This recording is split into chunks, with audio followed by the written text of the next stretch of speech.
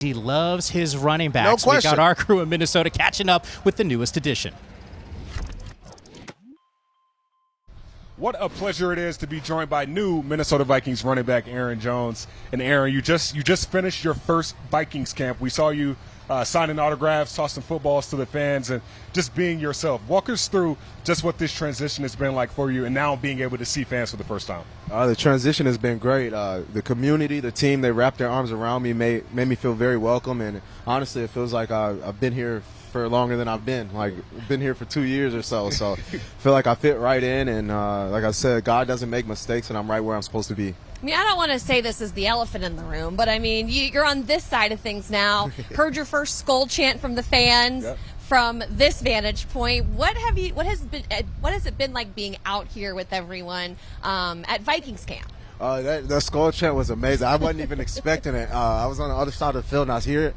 I look up, and I'm standing next to Coach Ange, and I'm like, man, this is dope. And he was like, I'm telling you, we got some of the best fans, and all I can think about is to the games where I played here in the stadium, and how loud it's been, and how the fans get behind the team, and it just makes me that much more excited to be here. And seeing their faces, they're excited to see me, so I'm excited to go out there and put on a show for them and try to bring a world championship back here. Now you don't have to feel guilty doing the Skol Chant at US Bank Stadium. You can now do it with the fans pregame. I can definitely do it with them. It's kind of catchy, you know, when you're standing on the other sideline. You about to start clapping, and like you said, now I don't gotta feel guilty. I can go all in on it. Yeah, I mean, I'm just thinking about that, and then the style of play that Kevin O'Connell wants to implement this year. When Kevin O'Connell said that at his first press conference earlier this year, he said he's going to use that a lot, and your name was brought up in that style of play. Can you give me an example of what style of play means when describing what Kevin O'Connell is saying? I would say the style of play is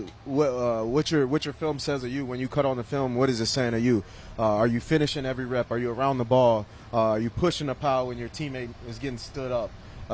Those little, are you doing the small things? Those small things that you're doing on the field are not only for yourself, but it is really for your teammates, and it'll show. Earlier this week, you even called it everything that you've been missing. So where can this KOC offense and the playbook take you this season? I think the possibilities are endless, really. I think it can take us to a Super Bowl, really.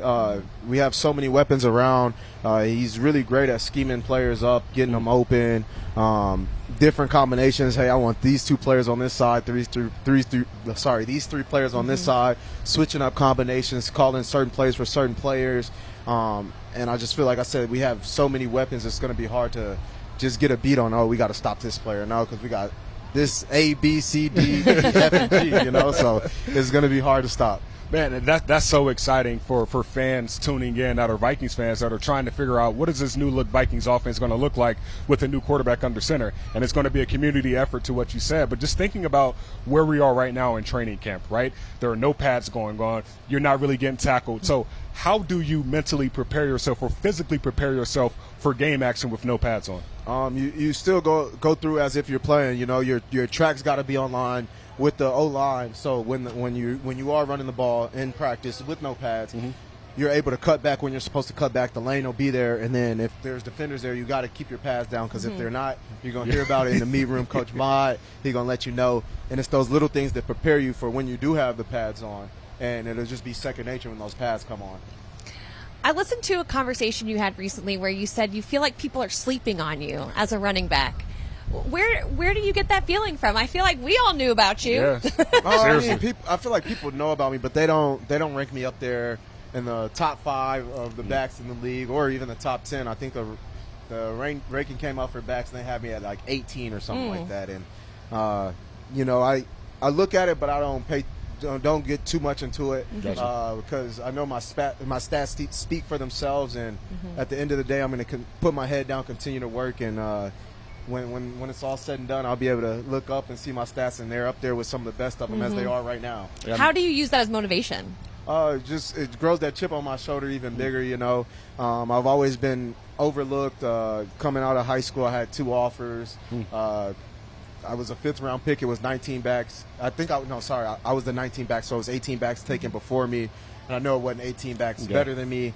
So just continue added fuel to the fire, and maybe it's because I wasn't a 5-star coming out of high school or was overlooked that I don't get that love. But when you cut on the film, you cut on the tape, like I said, it's going to speak for itself, and you can't deny it. I know a lot of guys say whether you're drafted in the first round or the 7th round, all that matters is what you do on film when you actually get drafted or picked by the team. And almost 6,000 yards later, your voice and your stats are starting to be shown. And we're both looking forward to seeing what you do here in purple, not only this year but for years to come. Appreciate you, Aaron. Yes, sir. It's a blessing to be here back in my high school colors. Shout out Burgess High School.